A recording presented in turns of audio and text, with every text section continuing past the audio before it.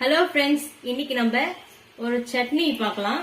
வெங்காயம், தக்காளி, பூண்டு, காஞ்ச மிளகாய், கொத்தமல்லி, தேங்காய், இது 5 பொருளையும் வச்சு நம்ம டேஸ்டான தோசைக்கு இட்லிக்கு ஏற்ற சட்னி எப்படி செய்யறது பார்க்கலாம்.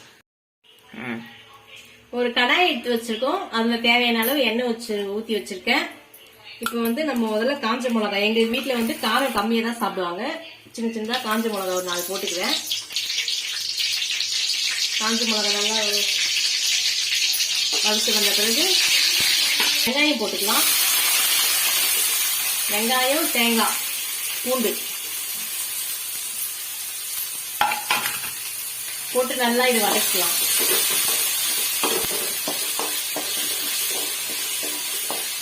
இப்ப பாருங்க, வெங்காயம் நல்லா வதங்கி வந்திருக்கு. இந்த ஸ்டேஜ்ல நம்ம தக்காளி, கொத்தமல்லி வச்சுக்கொள்ள அதை எடுத்து போட்டுக்கலாம்.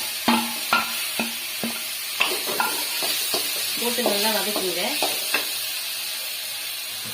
தேவையான அளவு உப்பு இதுலயே கொஞ்சம் போட்டுக்கோங்க.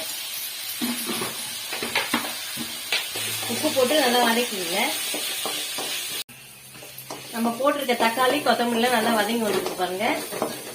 இந்த ஸ்டேஜில் நம்ம நிறுத்திட்டு கொஞ்ச நேரம் ஆற வச்சு நல்லா அரைச்சி எடுத்துக்கலாம். இங்க பாருங்க ஃப்ரெண்ட்ஸ், இப்ப நம்ம அரைச்சி வச்சிருக்க சட்னி, அதுல எண்ணெய், கடுகு, ஜீரகம், கருவேப்பிலை போட்டு தாளிச்சு வச்சிருக்கேன்.